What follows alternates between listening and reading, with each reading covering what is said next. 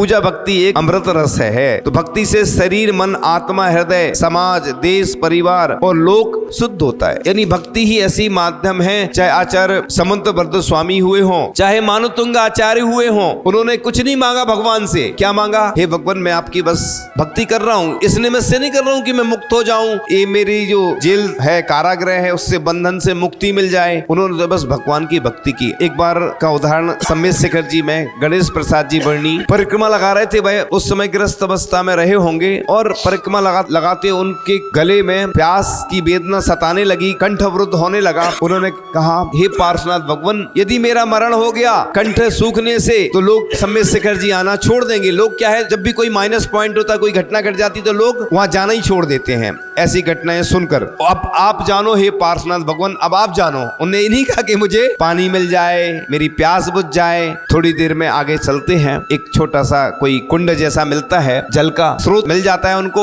और वो जल ग्रहण कर लेते हैं छान करके। और आगे चलते हैं तो लोग पूछते हैं, आप कहाँ से आ रहे हैं? वो बोलते हैं कि अभी अभी जल ग्रहण करके आ रहा हूँ। तो लोग कहते हैं, हमें तो मिला नहीं कोई कुंड। उन्होंने कहा, जाके देखो। जाके देखा तो वो गायब था। अब बताओ, उन्होंने भगवान पार्श्वनाथ से प्रार्थना की थी तो कैसे आ गया? बताओ, प्रकट कैसे हुआ? किसने किया? वो देवों ने। तो आपके चरणों की वो धूल होते हैं। अगर आपका पुण्य प्रबल होता है तो आपकी सब मदद करते हैं। तो इसी प्रकार से अपनी भक्ति में अगर शक्ति होती है तो सब कुछ हासिल हो जाता है। इसलिए जब भी अपन के अंदर ऐसी भावना है तो जो मोक्ष के द्वार पर ताला लगा है उसकी चाबी हमारे पास है, वह है भक्ति। उसके माध्यम से ही ताला खुलता है। तो भक्ति पापी मन को पवित्र करती है। तल्लीनता से भक्ति करने से अतिशय चमत्कार होते हैं। तो भक्ति से आनंद, उत्साह है, वो सफलता की भी प्राप्ति होती है। इसलिए कभी भी ऐसा नहीं सोचो कि हम क्या कर सकते हैं। आप क्या नहीं कर सकते हैं, आप सब कुछ कर सकते हैं।